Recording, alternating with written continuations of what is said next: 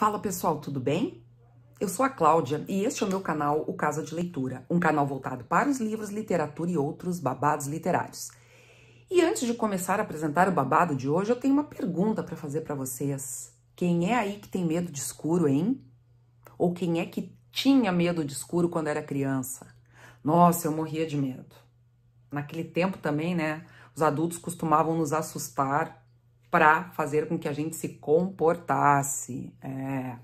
Então, na hora de dormir, né, eu ficava pensando no homem do saco, na Cuca, no boi da cara preta. E aí, eu morria de medo de dormir no escuro. E vocês? Hoje, a história tem tudo a ver com isso. Não saiam daí, que eu já conto para vocês.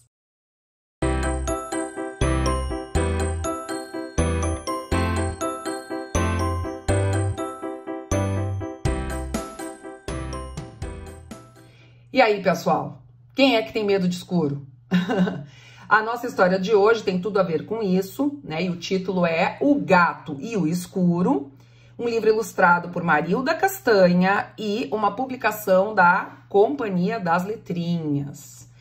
E o escritor eu deixei para o final, pessoal, porque eu me surpreendi quando descobri que este livro infantil foi feito por ninguém menos que Mia Couto, o grande escritor moçambicano, que tem tantas obras importantes como Terra Sonâmbula, Mulheres de Cinzas e outras tantas, né? E aí eu fiquei pensando, nossa, o Mia Couto tem um livro infantil.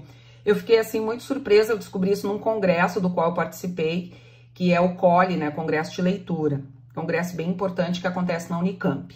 Mas então, pessoal, aqui na capa, né, nós já temos algumas referências acerca do que essa história vai falar, o que ela vai contar, né? Então aqui a gente tem já o nosso protagonista, né, que é anunciado pelo título. Nós vemos que ele tem essa cor amarelinha com pintinhas brancas. Uma parte dele está um pouco mais escura e a gente percebe que há dois planos aqui, né? Um plano mais claro e um plano mais escuro, que remete à noite, tanto que nós temos a lua, nós temos estrelas, né? E uma parte do gatinho está escura, mais escura realmente. O que será que vai acontecer com esse gatinho? Vamos descobrir? Então, abrindo aqui, né? A gente abrindo já na folha de guarda e na contracapa, nós vemos o nosso personagem bem escuro já, a cor bem diferente. E aqui já totalmente preto. Então, vejam que já nas primeiras ilustrações do livro, nós temos alguma indicação do que possivelmente vai acontecer com esse protagonista, tá? Então, vamos lá. A primeira ilustração, então, a maior ilustração que abre, então, o prefácio, a apresentação do livro é essa aqui, né, colorida, onde há um sujeito segurando o globo, que parece uma representação do globo terrestre, e o mapa da África aqui em destaque. Então, mais uma vez, a ilustração sinalizando para o contexto de onde emergem as histórias, no caso de onde emerge esta história aqui especificamente. O prefácio, que seria a apresentação aqui, no caso, feita pelo próprio autor, já nos dá algumas dicas, né, sobre o conteúdo da obra. E, inclusive, tem uma reflexão muito interessante que o Mia Couto faz aqui sobre que história é essa de escrever livros para criança? Será que faz sentido a gente falar, né, em livros para crianças especificamente? Né? Enfim, ele começa a refletir, até porque parece que isso foi uma novidade para ele também. Na verdade, o Mia Couto, ele contava histórias para os filhos dormirem quando eram pequenos, e esta história é uma das tantas, né, que ele inventou para os filhos. Mas eu quero ler para vocês, pessoal, o final dessa apresentação que ele faz, que eu achei muito legal. Ele diz o seguinte: a maior parte dos medos que sofremos, crianças e adultos, foi fabricada para nos roubar curiosidade e para matar a vontade de querermos saber o que existe para além do horizonte. Esta é uma história contra o medo. Mia Couto, tá? Eu achei muito legal essa apresentação.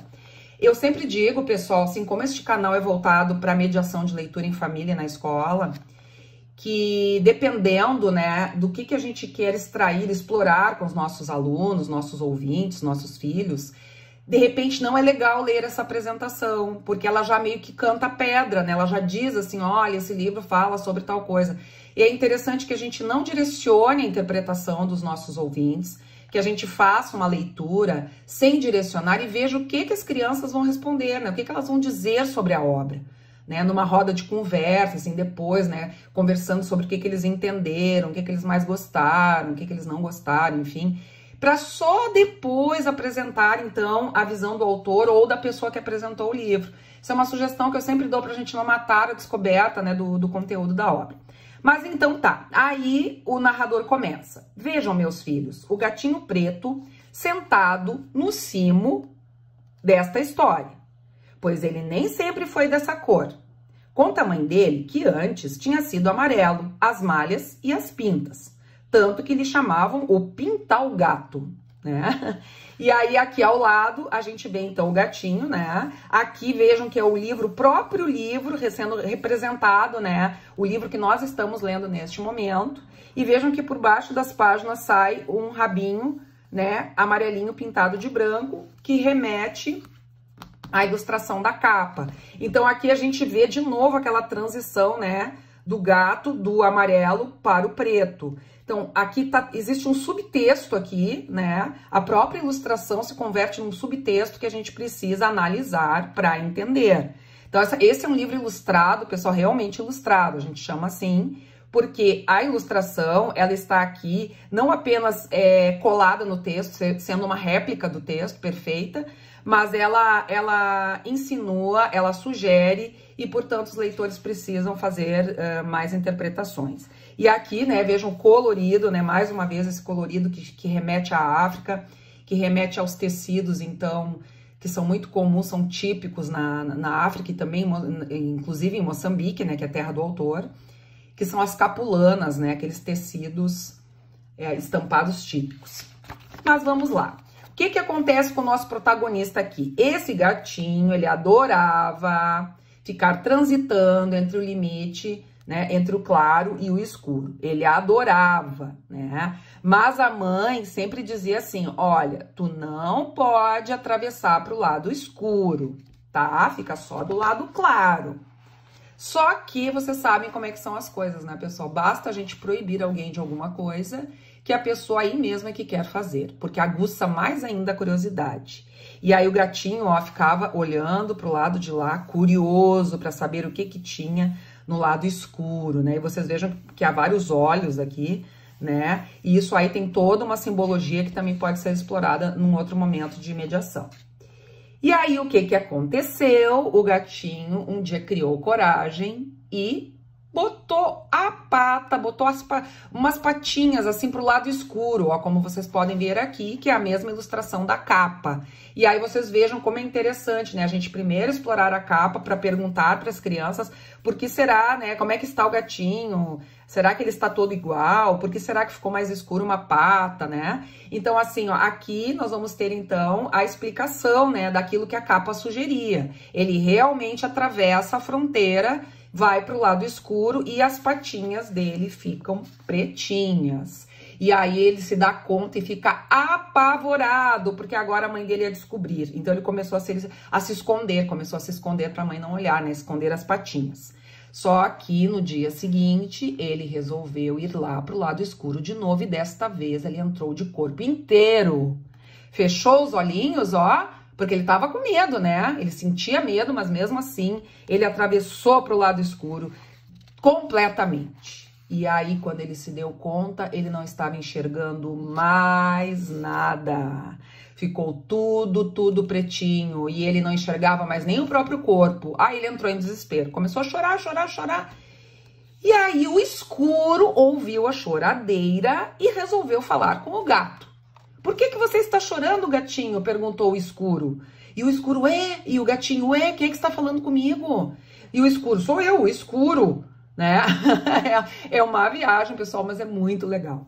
E aí o escuro diz pra ele que ele não tinha nada que tá chorando, que a situação dele era muito pior, porque ele não conseguia nem enxergar os olhinhos brilhantes do gatinho, né? E ele não conseguia nem perceber a cauda, né?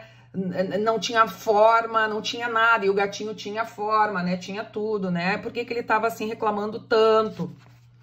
E aí os dois começaram a chorar muito, o escuro e o gatinho. O escuro porque se sentia completamente rejeitado pelas pessoas, dizendo que as pessoas tinham medo dele, que todo mundo fugia dele. E o gatinho porque não conseguia mais se enxergar.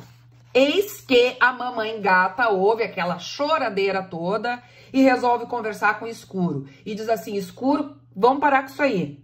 Eu estou te dando licença agora para que tu consigas enxergar. Né? E ela concede olhos para o escuro. Ai, o escuro começou a enxergar e ficou até emocionado, né? Pela primeira vez ele conseguia enxergar alguma coisa.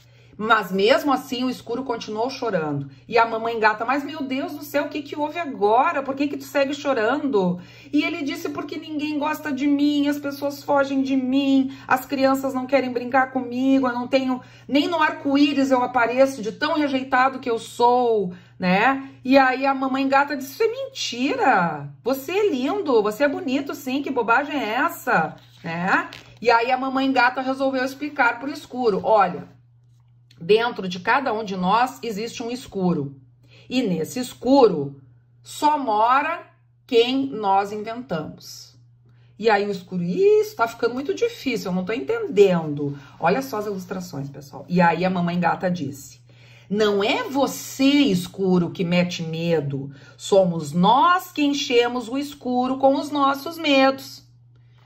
Bah, e o escuro se deu conta que a culpa não era dele, né? E aí, enfim, ficou nessa conversa e tal. E o gatinho? Então, se vocês quiserem descobrir, pessoal, o que acontece com o gatinho e com o escuro, eu super recomendo que vocês leiam esse livro. Vocês vão ter que ir atrás para descobrir o desfecho, eu não contarei. Mas eu posso garantir para vocês, pessoal, é um livro belíssimo, é uma prosa poética, como tudo que o Mia Couto faz, pessoal. Quem conhece Mia Couto sabe. Então essa foi a dica de hoje e até o nosso próximo Casa de Leitura. Basta abrir um livro e se entregar à imaginação.